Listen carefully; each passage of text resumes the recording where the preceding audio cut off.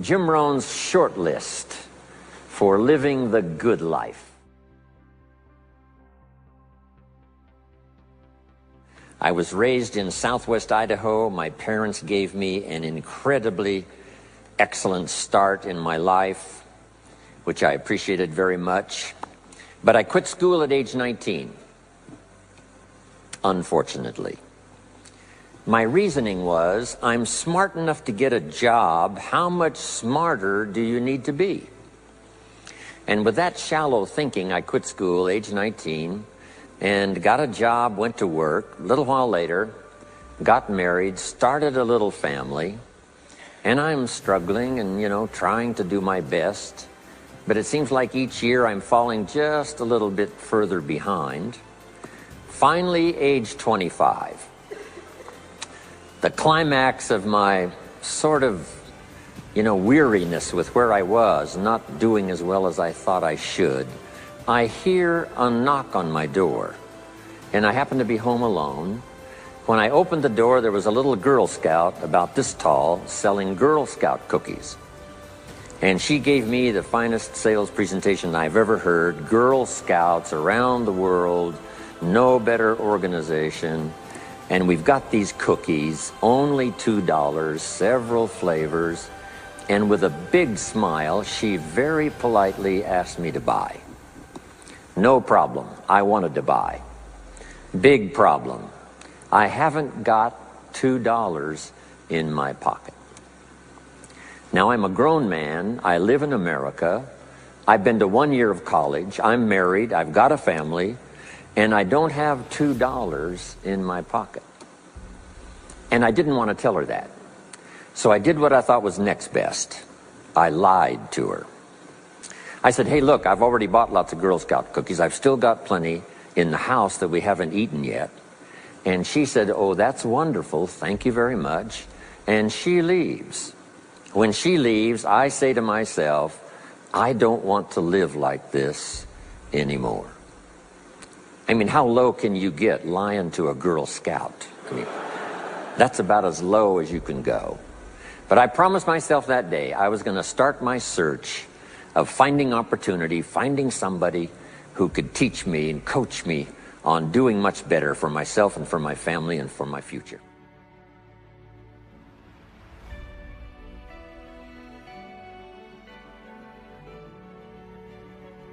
And shortly after that, I met a most extraordinary man, very wealthy, but a friend of mine said, you've got to meet this man. He's rich, but he's easy to talk to. He's got a unique philosophy of business and life. And the more he told me about this man, the more I said, I've got to meet this guy. And shortly after that, I had a chance to meet him. Sure enough, when I met him, I was impressed. Obviously, he was rich, but he was friendly and easy to talk to. And I said to myself, if I could just get around someone like him, and if he would coach me, I would be willing to learn anything. I'd love to be like him. Well, my good fortune was he invited me to join his company, and over the next 5 years, my dream came true. He coached me and taught me how to turn my life from pennies to fortune. And he's not alive anymore, but I'd like to pay tribute to him one more time, Mr. Earl Schoaf, for the dramatic impact he had on my life, especially during that 5-year period. And so my whole life turned around. I made my fortune by the time I was 32, starting at age 25. And some of the ideas that I want to share with you today came from that 5-year experience. Then from there, I got into lecturing and giving seminars, and I've written a few books, and my career now spans about 41 years. But I'll never forget the impact this gentleman had on my life with a few simple concepts that totally changed my life, changed my future, and changed everything.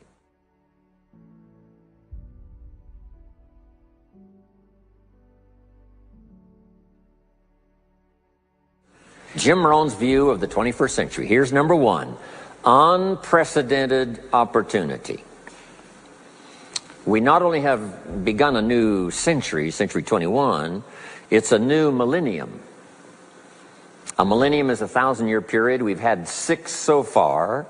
This is the beginning of the 7th millennium, and some scholars tell us that this could very well be an extraordinary time for the human race, this 7th millennium. And there's probably a lot of good reason that that is probably true. Unprecedented opportunity. We've now got the technology. We pick up a telephone now and talk to somebody on the other side of the world. Transportation now is so easy. I get on an airplane in Los Angeles, and 13 hours later, I'm in Tokyo. 5 meals, 3 movies, and you're there. I mean, you know, it's a simple deal. Anyway, we've got technology, we've got transportation, we've got all the rest, right? So this is going to be a time of unprecedented opportunity in every field you can imagine, every industry, every country. It's going to be the greatest period of opportunity time in the history of the human race, the 21st century, especially these opening years of the 21st century. So that's number one, unprecedented opportunity. Now here's the second note to take. Now also keen competition, because we now play the world game. And it's not just competition across the street and company to company and, you know, division to division and, you know, company to company. Now it's worldwide competition. A job now becomes available. Does it go to someone in Minnesota or someone in India? Worldwide competition. So now you've got to be ready to cash in on the opportunity, but you've also got to be ready for the competition. So I've got some interesting ideas on how to be prepared for both opportunity and competition in these opening years of the 21st century. Here's some of my best advice. Number one, you've got to have more than one skill. It's okay to have one skill, but I'm telling you, if you want economic safety for the future, especially this century, my personal opinion, you need more than one skill. We've seen people, right, the last 15, 20 years that only had one skill, worked for this company for a long time. The division the guy worked for got chopped, eliminated. Now he loses his job. Now he tells us he's in economic distress. Why would that be? Simple answer. He only had one skill. So for economic safety for the future, my personal advice, you gotta have more than one skill. In fact, it led me to my first fortune, and that was learning more than one skill. I started learning these extra skills in Idaho, where I grew up. I knew how to milk cows, but it didn't pay very well. Then someone gave me this incredible advice. If you want to lay the foundation for a future fortune, you've got to learn more than one skill. And I started that process age 25. Here's the first one, and I started part-time. A little sales job that I got. A product that I believed in, learned how to present it well enough for somebody to say yes, gave excellent service so that that would lead to multiple sales. And this little extra part-time job in sales absolutely started multiplying my income. From milking cows, now I've got this ability now to start getting customers, keep them serviced, and make some money in this extra skill. So now I've got 2 skills, milking cows and finding customers. Here's the next skill I learned, just to give you a quick list. Next was finding good people. If you've got a little enterprise going and you need some people, you have to just go look for them. And when I learned this skill, finding good people for my little enterprise, I couldn't believe how it drastically changed my income. My income now starts to multiply, not just increase. So now I've got what? 3 skills: milking cows, getting customers, finding good people. I'm on my way. Here's the next one that paid me big money, in case you're interested, and that's organizing. Organizing simply means getting people to work together. Big challenge, but if you learn this skill, getting people to work together, they pay extraordinary money. Here's the next one that really increased my income substantially, and that's promotion and recognition. Rewarding people for small steps of progress. I mastered this one. And here's the philosophy behind it. Be so busy giving other people recognition you really don't need it for yourself. I mastered this. Guess what it pays? Big money. Let me just give you one more, and it's in 3 parts. And that's communication. Learning to affect other people with your language. Of all the things not to be lazy about, it's language, because words can work miracles. And communication I found in 3 parts. Here's number 1, training, showing somebody how the job works. Showing somebody how the business works. We call that training. I got good at that. Paid big money. Here was the next one, teaching. Teaching people how life works. Teaching people how to set goals. Teaching how to become a leader, manager, entrepreneur. Stepping up to the higher opportunity and better challenge. This one paid me extraordinary money. But this one paid the best. Learning to inspire. Helping people to see themselves better than they are. So I've got how many skills, right? A big long list. So, safety, economic safety for the future, especially the opening years of the 21st century. Learn more than one skill. Here's number 2. It would be good to learn more than one language. Some of my business colleagues who speak 3 or 4 languages earn $3-4 million a year. One of my friends, Leon Weisbein from Russia, I remember when he was making $3 million a year, he spoke 3 languages. Here's what he said: I think I'll learn another language, make another $1 million. Those extra languages are so valuable. When I travel the world, I got to find somebody that knows more than one language, or I'm in deep trouble. If you think the time has passed you by to learn that 2nd, 3rd language, make this note. You heard it from Jim Rohn. Give it as a gift to your children. The 2nd language. Maybe that'll inspire them to learn the 3rd language, and then no telling where it might go from there. I asked a school teacher one time, how many languages can a child learn? Here's what she said: as many as you will teach them. They don't lack capacity, they don't lack intelligence, they certainly don't lack curiosity. They only lack a teacher. So you got my good advice now? More than one skill, more than one language. Here's the rest. Learn the simple economic formula that works for everybody, and I can give it to you in just a couple of sentences. A simple economic formula. Kids can understand it. Anybody can understand it. Anybody that wants to get paid. Here's the language for your notes. We get paid for bringing value to the marketplace. That's as simple as you can put economics. Anybody that wants to get paid.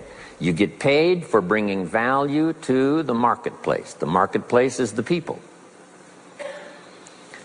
Now, the value we bring is one part of it, a product or a service, but here's the other part, the value you become. So just off to the side, put the value is 2 parts. The value you bring, like a product. If you manufactured it, you might keep improving the product. If someone else manufactured it and you're out selling it, they probably keep improving the product. But this is the one you have to work on yourself. The value you become, like an entrepreneur, a leader, a teacher, supervisor, manager. What you become also pays much more than what you bring. Once I understood that, then here's what my mentor said. Go to work on yourself harder than you work on your job. If you work hard on your job, you can make a living. Then he said, if you work hard on yourself, you could make a fortune. So I worked hard on my job and made a living, but I learned, starting with those extra hours per week, learning these extra skills, I started working on myself. And here's a philosophical phrase everybody should take home. Here it is. Success is something you attract by becoming an attractive person. Success is not something you pursue.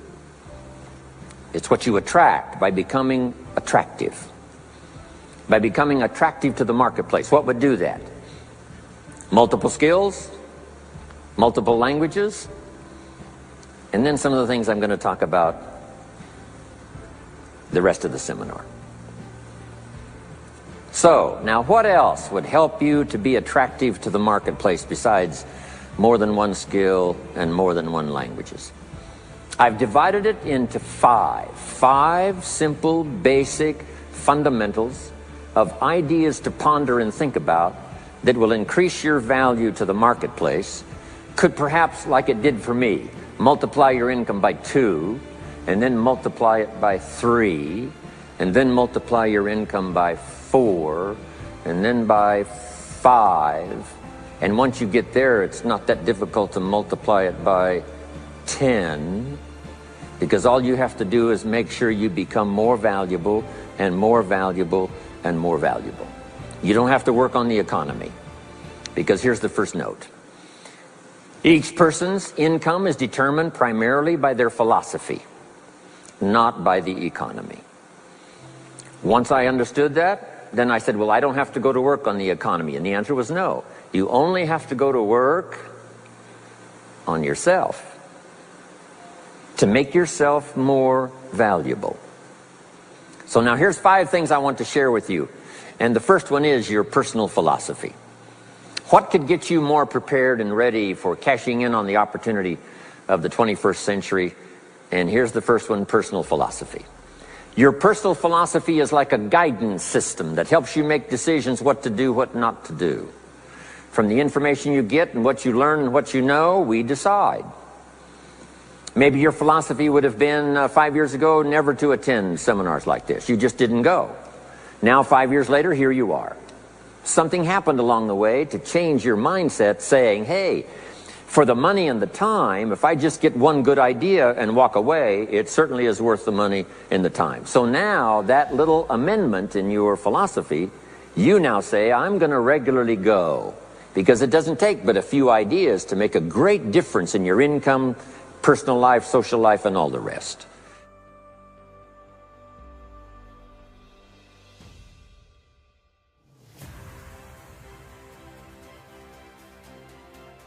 So now you know that's valuable. A change of mind, a change of idea.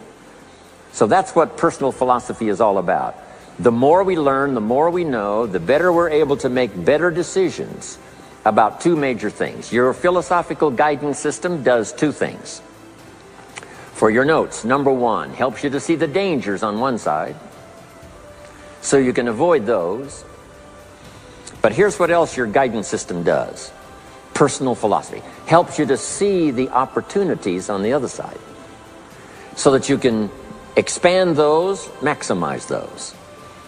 And here's what that's called. The game of life is to minimize the dangers and maximize the opportunities. And the more we know and the more we learn, the more experience we gather in sessions like this, from the sermon on Sunday morning to the books we read and all the rest, helps us to keep continually adjusting our philosophical guidance system so that we minimize more dangers, maximize more opportunities. That's really the game of life. I couldn't put it much more simply.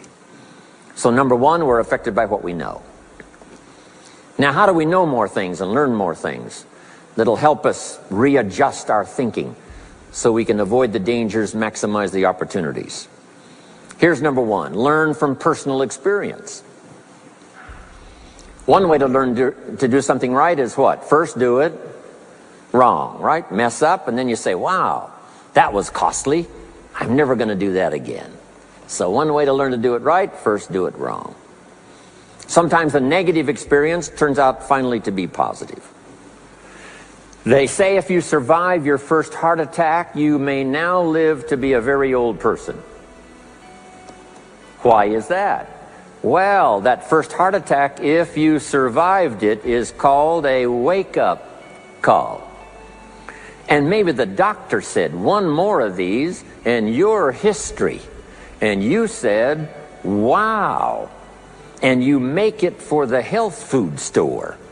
And you start reading every book you can find on good nutrition, how to avoid another one of these heart attacks, and you start jogging and start walking and doing all of the stuff, and this total change of lifestyle could now save your life and cause you to live to be a very old person.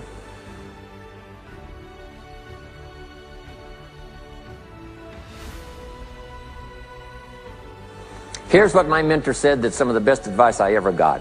He said, Mr. Rohn, if you will change, everything will change for you.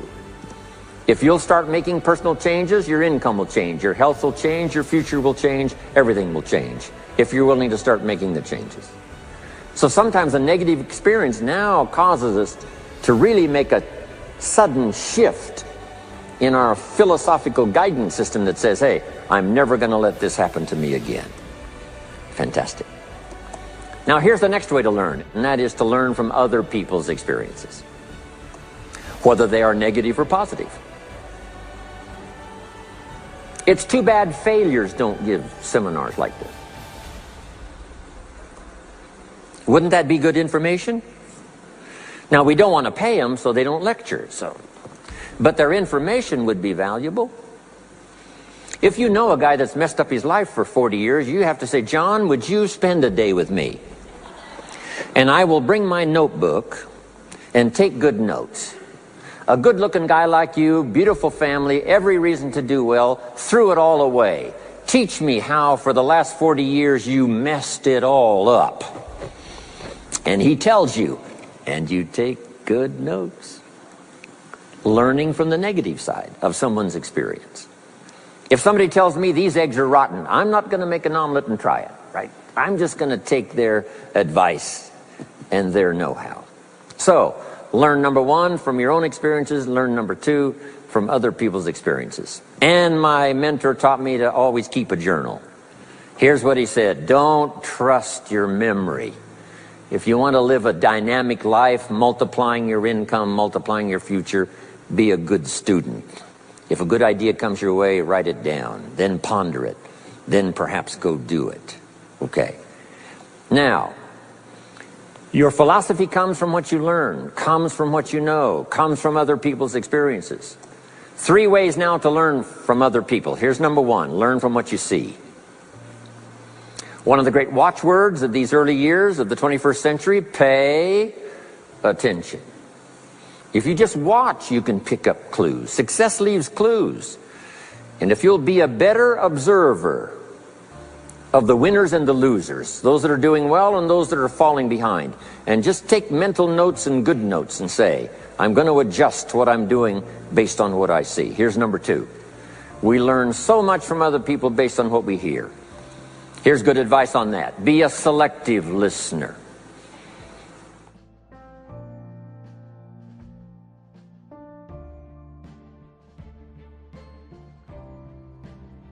Listen to voices of value that have experience, ideas, reputation, something valuable to share. Now here's number three. Read all the books. Now there's millions of books, so you can't read all the books. But make this note. Read all the books you need to read to make you as wealthy as you want to be, as healthy as you want to be, as prosperous, as productive, as unique a human being as you want to be. Read all of those books. Don't leave those books go unread. My mentor got me started on my library when I was 25. I got one of the best. If you saw my library, you would be impressed. I haven't read everything in it, but I feel smarter just walking in it, right? My library. I was smart enough to buy it all. Now I got to be smart enough to read it all. Now jot this down. When you do read, you have to sort through what you read and decide which is valuable to try. That's part of the process of learning. Gathering information and sorting through it. One, the information that would apply to you, and what you think would be valuable based on your current philosophical opinion. So read all the books. Our lives are greatly affected by what we learn and what we know. Now here's number two of these very basic 5 things I want to share with you. First, your personal philosophy. Here's number two, your attitude.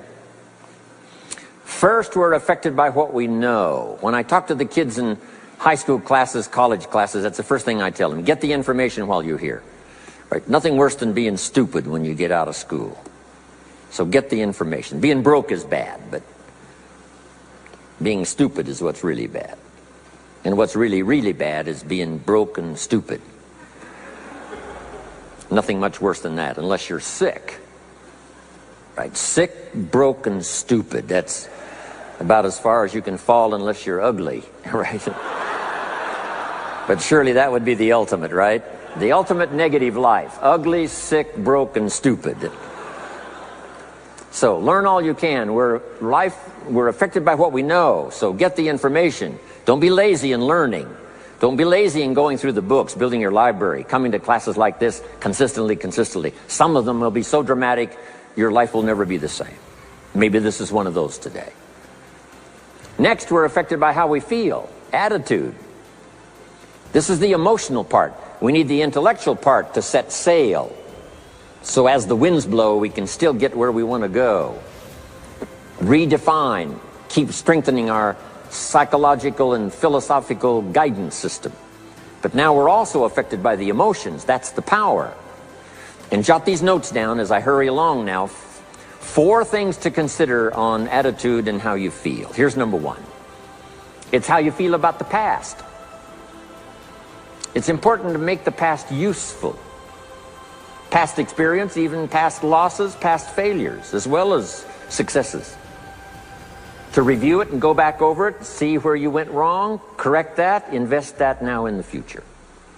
Don't live in the past, and don't carry the past around like a burden, but simply use your past as one of your mentors to help refine mistakes, make some changes that you can invest now in the future.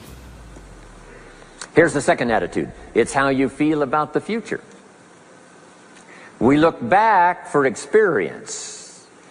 But number 2, we look forward for inspiration.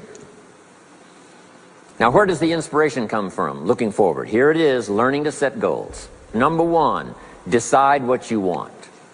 Takes more than 5 minutes. Take some time and decide what you want. Where do you want to go? What do you want to do the next 10 years, 20 years? What would you like to become? How many skills would you like to learn? What are the books you want to read? How about the people you want to meet? The cities you want to visit?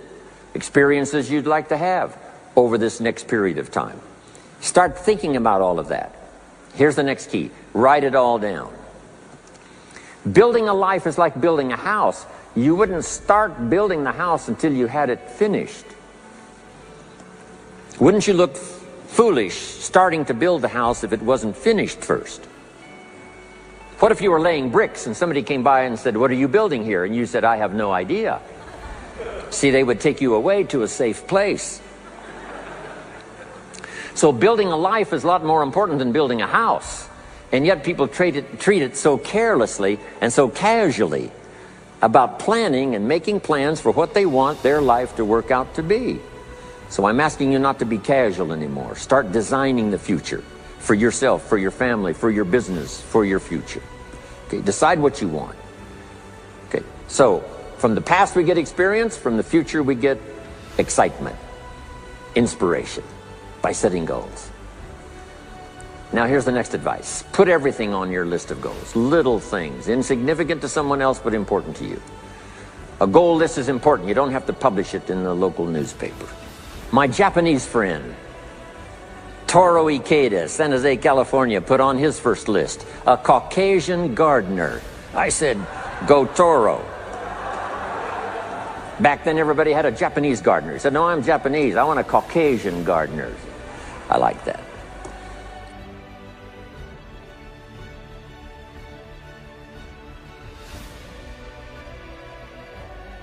So set goals. Set the goals that'll turn you on, goals that'll get you excited. Put everything on your list. Now, here's the next attitude. It's very important how you feel about everybody. If you want to be a leader extraordinaire, here's what you learn. Each of us need all of us. One person doesn't make an economy. One person doesn't make a symphony orchestra. It takes all of us for each of us to be successful. Each of us need all of us, and all of us need each of us. Each gift is important as we bring it to the table, as we bring it to the country, as we bring it to the community. Learn to appreciate that. Each of us need all of us. Now here's the last one on attitude. It's how you feel about yourself. Nothing more powerful than self-confidence to start multiplying your income by 2, by 3, by 5, by 10. And where does that come from? Make the note. It comes from self-esteem. Doing the things you know you should do, and at the end of the day, your self-esteem is soaring and high. You've met the people you said you'd meet. You made the calls you said you would make. You did the things that you required of yourself to do. And at the end of the day, you feel great about yourself. That is one of the greatest motivating factors for the future. Self-esteem. Feeling good about yourself. Now let me give you the miracle piece of this formula. If you're ready, say, I'm ready. Here it is. Number 3 is activity. We're affected by what we do. Now we've gotten to the formula of how to turn ideas into reality, how to turn imagination into substance. It's called number 3, activity. So add these notes to it now. Activity is the work. Activity is the labor. You might add labor pains. I'm short on personal experience here, but the mothers in the room would tell us that we know what that's all about. Labor pains. Why would an upcoming potential mother be willing to put herself through maybe a rather painful experience? She said, that's an easy answer. And it's for your notes. It produces new life. Why wouldn't she put herself to the labor? Now comes the miracle of new life. And whether it's new career life, or new business life, or new friendship life, or new married life, or new life of any kind, it has to come from the work. It comes from the labor. In fact, labor was so important. Here was the original formula for labor. If you have forgotten it, remind yourself. For your notes, 6 days of labor and what? 1 day of rest. Now it's important not to get those numbers mixed up. Why is that? Here's why. Why not 5-2? I don't know, maybe 5 and 2 would be okay. If God would have thought of 5 and 2, he might have made it 5 and 2. But you can't think of everything when you're putting one of these together. But maybe one of the reasons for 6-1, jot this down now. If you rest too long, the weeds take the garden. Not to think so is naive. As soon as you've planted, the busy bugs and the noxious weeds are out to take it. So you can't linger too long in the rest mode. You've got to go back to work. 6 days of work, then rest and spirituality and friendship and change of pace.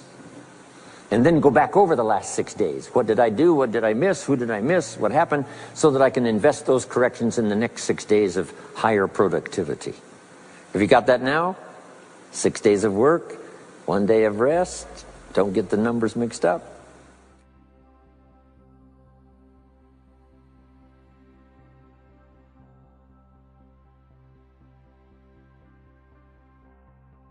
Activity. Now, activity finishes the miracle. Good question for your notes. How did this convention center get here? Let me give you the steps. Number 1, somebody saw it while the property was vacant. You say, well, how could you see a convention center if it isn't here? It's the only way it will be here.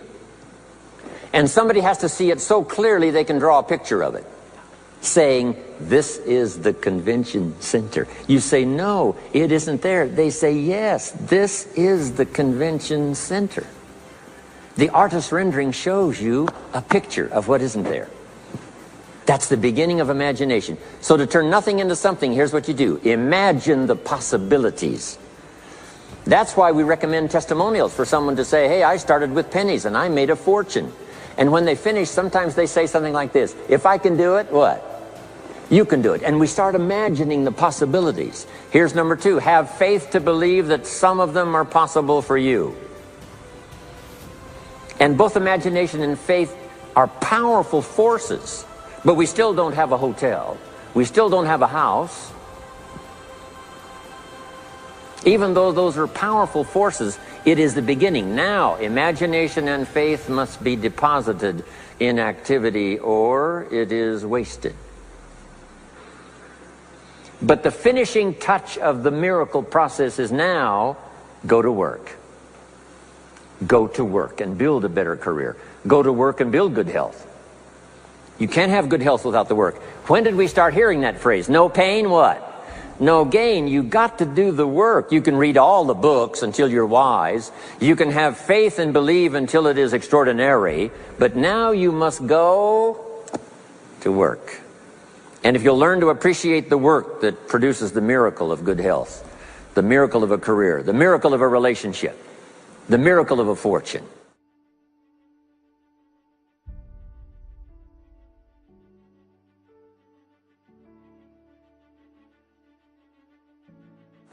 Only humans now can do this.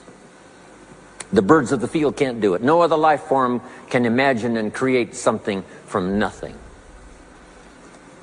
Have faith and then build it and make it real. Only humans. It's an extraordinary gift. Depends on how often you use it. So number one of the ideas I wanted to share with you to make this an extraordinary opening year century for you is philosophy. We're affected by what we know. Second is attitude. We're affected by how we feel. Third is activity. We're affected by what we do. Now here's the final two pieces. Number four, learn to measure progress. Once you've set up a project now, you want to turn nothing into something. Now you must measure your progress. How are you doing? Here's how we teach it to our children.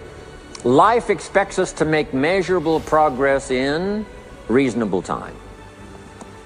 Measurable progress in reasonable time. That is the game of life. So part of it is not just to set up the proposed project, but as we start working on it, we start measuring how we're doing. Now first, what is reasonable time? You can't ask someone every 5 minutes, how are you doing now? See, that's too soon. Guy says, I haven't left the building yet. Give me a break. Now we can't wait 5 years. That's too long. So there's reasonable time. So make this note now. What is reasonable time? One, at the end of the day. A conversation a father should have with his daughter today, because the magic is there. If he waits till tomorrow, the magic may be gone. Today. Next is a week. Make that note. Usually, we get paid by the week. Somebody adds up our value to the marketplace, out comes the check. The next week, somebody adds up our value to the marketplace, out comes the check. What I learned to do is to change my value to the marketplace so the check kept getting bigger and bigger and bigger. I didn't have to change the economy, I only had to change myself. Measure your own progress. Success is a numbers game. We demanded of our children, how many years do you want your child to spend in 4th grade? Approximately. About 1 year, right? You say, well, if they're nice kids, would you give them 3 or 4 years? You say, no. This is not a nice game. This is getting ready for the future. This is getting ready for the challenges and the opportunities. You can't linger in 1 grade more than 1 year.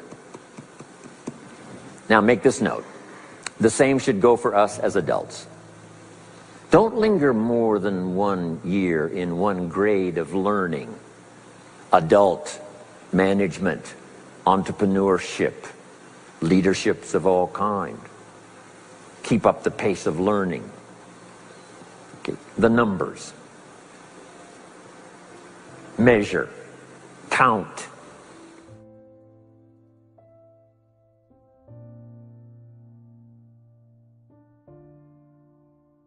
Now here's the key. Face the truth. If you're only making this much progress, you know, there's no use trying to kid the world, no use trying to kid anybody else, and especially don't kid yourself.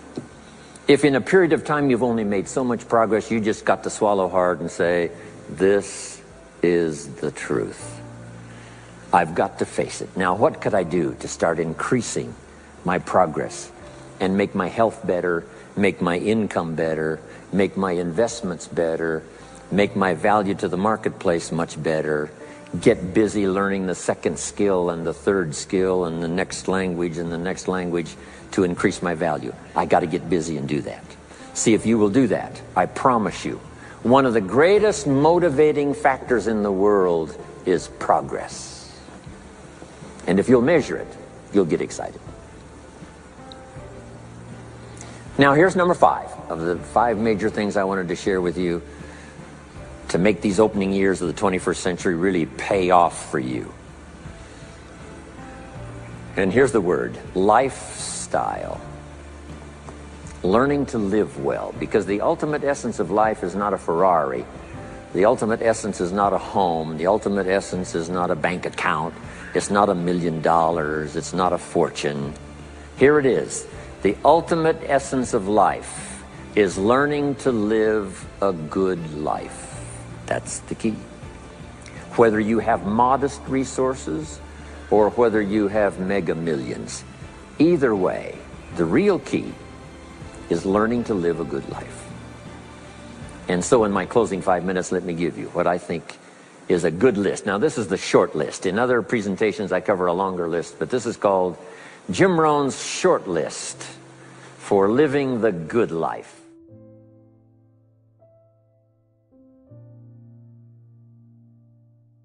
Here it is. Number 1, productivity. You really won't be that happy if you don't produce. And here's the next bit of advice on that. Produce to the max if you possibly can. To produce a little is okay. To produce enough is okay. To produce some to get by is all right. But why not try productivity to the max? Andrew Carnegie, who built the steel industry back in the 30s, here's what Andrew said. I'm going to spend the first half of my life accumulating money. I'm going to spend the last half of my life giving it all away. He got so inspired by that goal that the first half of his life he accumulated $400 million, which back in the 30s was a lot of money. A mega fortune. Guess what he did the last half of his life? He gave it all away. I got a good question for you as we close. Here's the question. What's got you turned on? What's got you up early? What's got you eager to face the day? What's got you inspired to learn the extra skill, put in the extra time, go the extra mile, learn how to work with people, guarantee your future? Good question. Here's number 2, good friends. You got to have good friends. The best support system in the world is good friends. Collect and nourish those as priceless. Good friends are those wonderful people who know all about you and still like you. Those are good friends. Here's number 3, your heritage. What's made America so unique among all the nations of the world and the greatest experiment in the history of the world? And that is the depository of gifts that have come to America over the last 300 or 400 years. The heritage from all walks of life, all over the world. Now, the key to keeping America vital and powerful and unique for generations to come is to keep alive these heritages. The music, the dance, the costume, the customs, the literature, the poetry, and all the rest combined together, making us an extraordinary, unusual nation among nations. Keep your heritage alive. Here's number 4, your spirituality. Whatever you believe in terms of spirituality, that's important. And I've got 3 words for you to consider. Here they are. Study, practice, and teach. Whatever you believe in terms of spirituality, study, practice, and teach. Don't leave your spirituality unstudied, don't leave it unpracticed, and don't leave it untaught. It's one of the major components of a good life. And now to close, for your notes. Take special care of the inner circle. Family, close friends. Nourish them, they will nourish you. Inspire them, they will inspire you. And take care of the details, the little things that makes it special for family and friends. When my father was still alive after my mother died, my father lived about another 7, 8 years. When I used to travel, I would try to call him while he was having breakfast with the farmers, southwest Idaho. Make a special day. If I'm in Israel, I got to get up in the middle of the night. But I call in the middle of the night, Papa, I'm in Israel. And they would bring him the phone in this little cafe called the Decoy Inn. And Papa would say, Israel, son, how are things in Israel? And he'd talk real loud so everybody could hear. Right? He'd say, Papa, they gave me a reception last night on the rooftop overlooking the Mediterranean. He'd say, overlooking the Mediterranean. Now he's got a story to tell for the rest of the day. My son called me this morning while I was having breakfast with the farmers. I know he had to get up in the middle of the night. Special days. One more scene. I thought about my father walking down the lane on the farm to the mailbox, opening it up. And this is for your notes. Make sure the mailbox is not empty.